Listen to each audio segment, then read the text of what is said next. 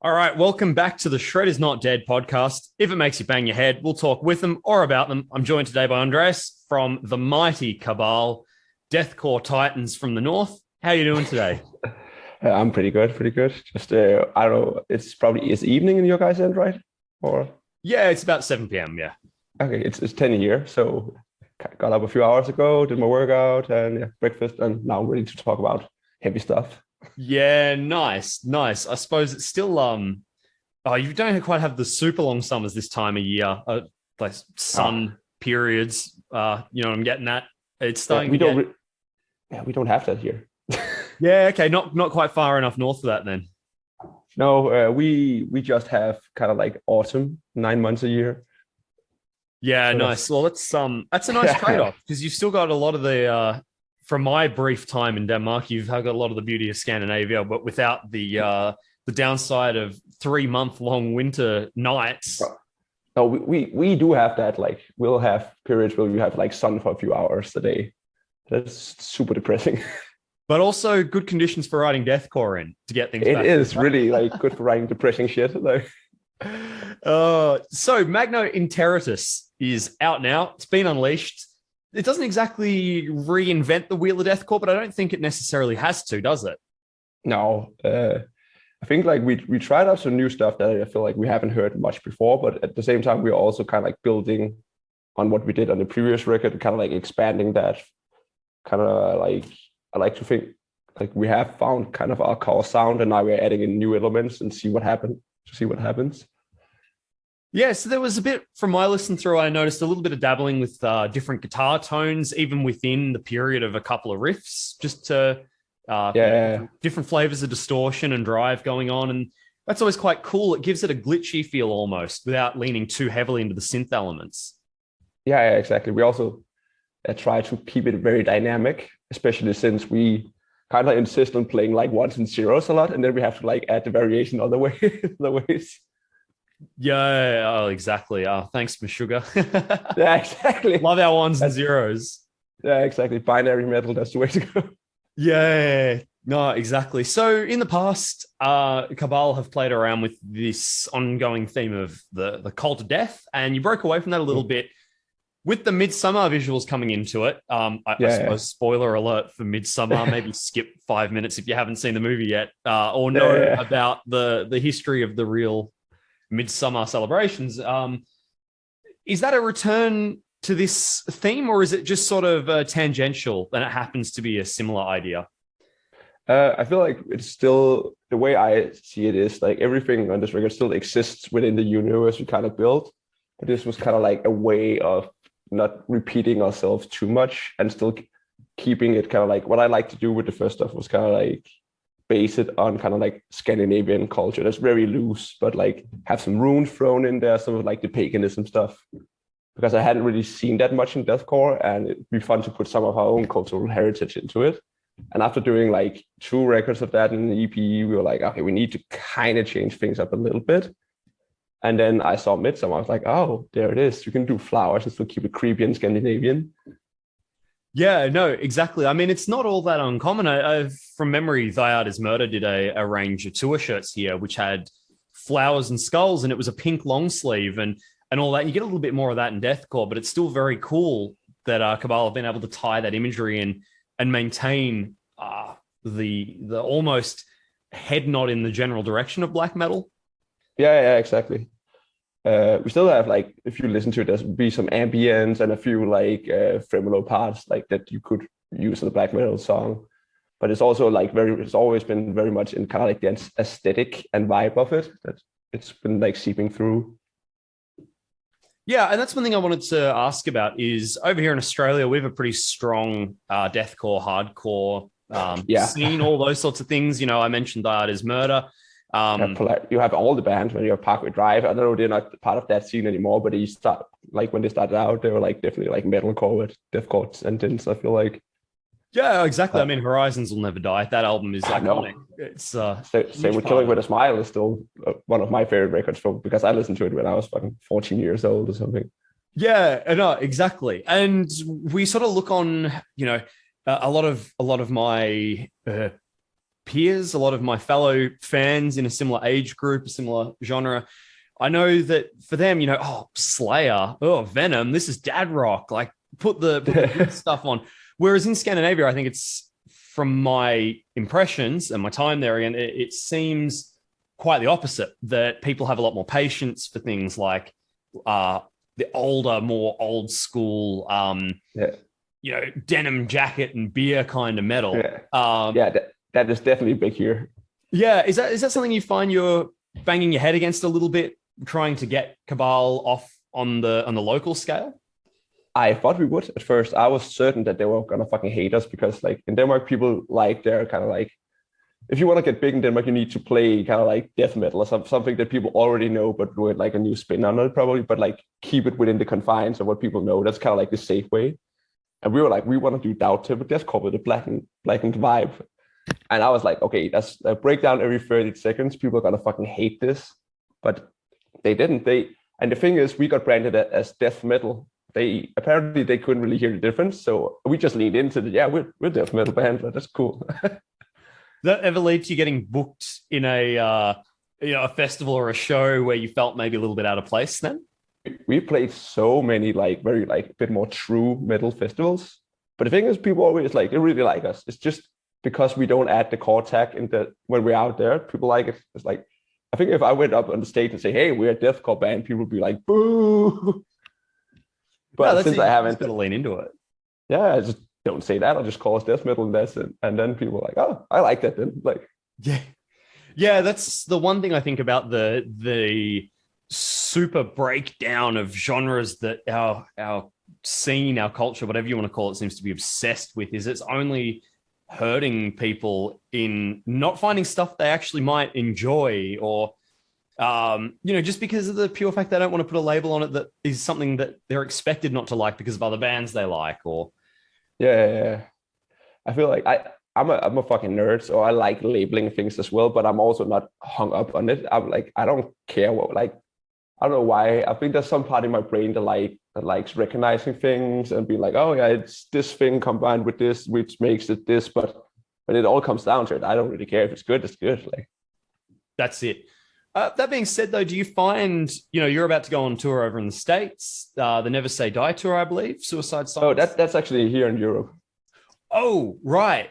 That's quite cool. So you're tagging along on that. Yeah, my mistake. No worries, man. You've got a pretty big contingent of US bands coming out to headline that, though. Do you find as you travel and tour that there are different parts of the world, particularly the US, where you definitely find people are more receptive to your style, or is it?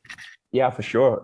I feel like the US, we did like one tour, we did a run with Ingested and Visual Disgorge and Last 10 Seconds of Life. And people were getting like really into it. Like they were fucking beating each other's asses in the pit. It's like so much so we were like sometimes like, oh shit, I'm happy I'm not there. Like, but so like they were like, you could really feel that like the whole core thing and like especially like the beat down parts went over really well there. But that the same goes like for some parts of Germany, they go fucking hard for that shit, and some parts of the UK.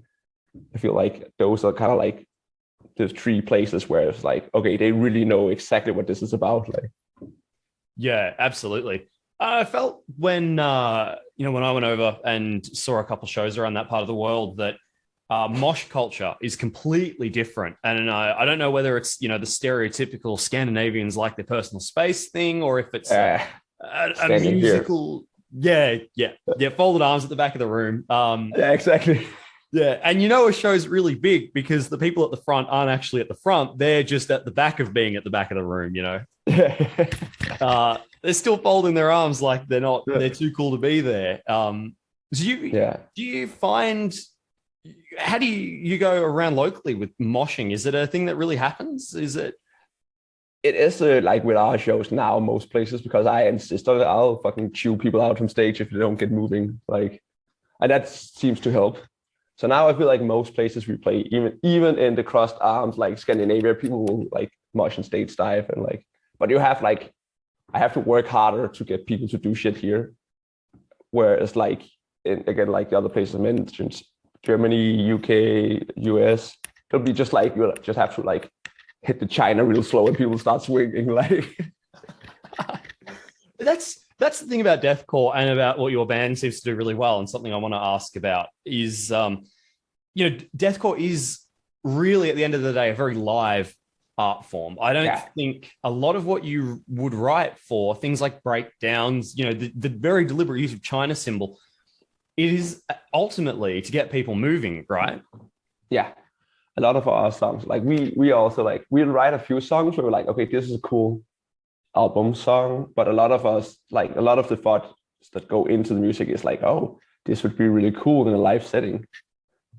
So that's also why, if I don't know if you notice, like we don't do very long records, because like I think this no one is 11 songs, 36 minutes.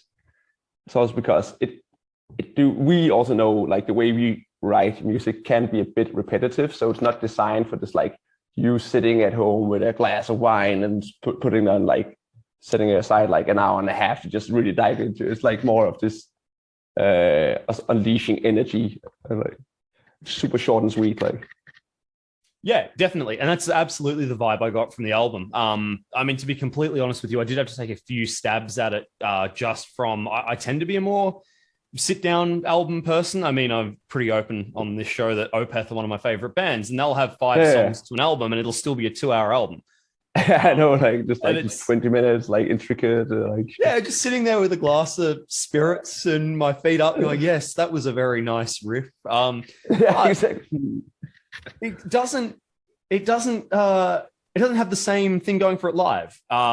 As much as they're an amazing live band, I think hopefully I get to see Cabal and can confirm to the people listening at home that you guys are the same case. But when Thy Art play a show here, it doesn't matter what's going on, if it's a festival, if it's a co-headliner with someone, or if it's their own headliner, people move, bodies go flying, rooms get cleared wall to wall for walls of death. Exactly. So do you then, when approaching something like Magno Interitus, when you go to put tracks together, do you give much consideration at all to track listing and to the flow across the album, or do you just kind of accept, well, actually, this is going to be a representation of what to expect when people see us live, but I'm not too concerned about the cover to cover bit? We do put a lot of thought into having it kind of flow in some sense. So it's like if we do a slower song, we'd like to follow it with something a bit faster. So just like, even though it's only like 36 minutes and it's centered around like the live experience, it also still needs to be a good listening experience. So it needs to be kind of like coherent and flow all the way through. That's something we do like actually put like some thought into. Yeah, okay, understood. Another interesting part of, I suppose, what you do is, and correct me if I'm wrong here, but you have a pretty big role in the filmography of what goes on in the band. And yeah. I believe, doing some research for this interview, I noticed that you've got a filmography, what would you call it, business project? Company, whatever. Yeah, well, feel free to go ahead and plug it, by the way. So me and 2 of my good friends, one guy called Jacob and one guy called Maxim, we made a video production company that's called Cold North Creative, where we primarily shoot music videos for bands. That's kind of it. So if you need a cool video, hit me up. Yeah, so did you guys do the videos for the singles so far of this new album? Yeah, we did. Me and Maxim has been collaborating on every video we've ever put out since the start. And then I teamed up with Jacob a year ago. I quit my old job because like Cabal got signed to Blast. There's so much work to be done that I was like, okay, I can't really just be in an office 8 hours a day if I want to do this thing at the same time. And also like sometimes see my friends. So I just like took a leap of faith and joined the project. And so far I've been paying my rent and eating most days, so I'm good. Yeah, no, exactly. That's pretty good. And I suppose the nice thing is not only are the videos and the singles helping grow Cabal, they're fantastic singles, but they're probably also then helping grow the filmography part of it as well. It's like it's a really good synergy, like it's kind of a symbiosis, because like again, we can do cheaper videos because it's like our own project. We just do everything ourselves. We don't have to hire in like somebody we don't know who has to take full price. I can do a lot of the work myself. And we have a lot of creative control, which is also really good for us because it can be like quite like I don't know if it's offensive to say, but like slightly autistic about the way we want things. At least me. And Yeah, no, I and this completely way, understand that. Yeah. I get to do it the way I want to. And yeah, so it's really cool, and we can kind of like also just like fit it in whenever because it's kind of, yeah, it's me and my friend's company, so we obviously have first priority. Yeah, no, exactly. And I find speaking to a lot of bands over the course of doing interviewing and that, a very common thing is finding a partnership there where the visuals are so important to the music. But for people that are purely musically trained and maybe have an idea in their head of what they want to see visually, it can be quite frustrating trying to communicate that to outside influences, let alone to other members of the band. Yeah. So that's probably an advantage then for you guys. Yeah, I've always been super into video. I've been doing like dumbass videos with some of my friends since high school, and like just random small stuff. Some of my other friends, one of the guys who joined our company now had another company like back in the day where I would sometimes like help like conceptualize. Like I'd be handed a song text. I'd be like, hey, how do we put this into pictures? I'll pick out lines and write like what picture I think we should make, and like how do we do it with like no money. So I've had like quite a bit of training in doing this, which also helps because we don't have the situations where we can't figure out how to like bring to life like a song or which vibe it needs to have because I don't know, I think in pictures anyways. So yeah, no, that definitely comes across in the music as well. So another thing I wanted to talk about was Cabal have had a really interesting revolving door of guest musicians you've been able to get on. And I know, for instance, CJ McMahon, pretty synonymous with deathcore over here in this part of the world. Yeah. I'm sure it helped your numbers here having that. So how did that come about when you did that single with him? It came about like the same way that most of our stuff has come about is just me shooting him an Instagram message being like, hey, we wrote this song. We really like what you do. Would you like be up for jumping on it? And so far, like most people have been like, yeah, that sounds cool. I'm down. Yeah, nice. And so it's really uneventful, kind of like. Yeah, it just happens like that. And I suppose that's a nice strength of the digital age and everything that goes on there is that you can just record a track at your home studio or wherever and just shoot it across, right? Yeah, exactly. That's also another thing that one of our strengths besides having like almost in-house videography is that our guitarist Chris is a full-time producer, and he writes all the instrumentals and he records, mixes and masters everything like. So we also have like in-house production. Fantastic. Yeah. Yeah. Oh, so it's kind of like we have a label backing us and booking it, but besides that, it's pretty much a DIY project, and I've always kind of like been, but just with people who like what the DIY, like the things we do DIY, we have people in the band doing it professionally, so it's like on that level. Yeah. No, that's awesome. That being said, any plans to come over here to Australia anytime soon? I'm sure you get that a lot from. Yeah, we would love to. We just need to find the right support tour. We had a really cool offer for a headline tour, but the thing is, like, the offer was so good that we were afraid, like, that the person who gave it to us would lose a lot of money because we haven't ever played there, and it was for a headline tour, and we were like, okay, it is a really cool offer, and there's a part of me that's also just want to see Australia, be like, okay, fuck it, let's just go. But at the same time, we're like, if we sell like 100 tickets for the entire tour, this guy will be in like so much in the red that we want to do something at some point, but we need to have at least a support tour on our belt down there just to see like, okay, do any people actually know us here? Is like, can we actually sell any tickets just so we don't burn any bridges like by just jumping ahead and headlining? Yeah, understood. I guess the upside there is it typically is a genre where bands tend to help each other. I'm not sure, again, too much about the Scandinavian way that deathcore is done, but over here it seems to be very much an exercise in working together at times. It's not as insular as some other genres of music. Would you agree with that? Yeah, I feel like at least back home here, like it's also because Denmark is such a small country. There's like 5.8 million of us in total. So I bet you have cities with more people in than our entire country. Yes, states for sure. I mean, maybe even the greater Melbourne metropolitan region. If you drew maybe a 50K diameter around the middle of the city, then maybe that'd be about right. Yeah, but that also means that like most of us in bands, we know each other. We're like a lot of the bands who are doing really well back here are like my friends, just like besides the band. So we all help each other out and work with each other. Like Chris, our guitarist, produced a lot of like almost all the cool bands, like their songs. It's like done at his studio. I shoot videos with Jacob for most of them, and one of there's the band called Siamese. Can't say I do. It's like this really good like mixture of R&B and metalcore. They're kind of like blowing up, and they're doing a headline Australia tour like at the beginning of next year. But their singer is our manager, and Chris produces them. We do their videos, so it's like this. It's one big family, kind of like. So people are very like open to helping each other and collaborating and all that kind of stuff. Yeah, fantastic. Well, big shout out to Siamese then. If you're listening, go check that tour out. I might do that myself. Similar sort of stuff, deathcore. No, kind of like if you fuse the singer, our manager is like a really, really good like vocalist, like with the clean sing. I think he got into the finals of Idols like 10 years ago or something, like one of those singing programs. Right.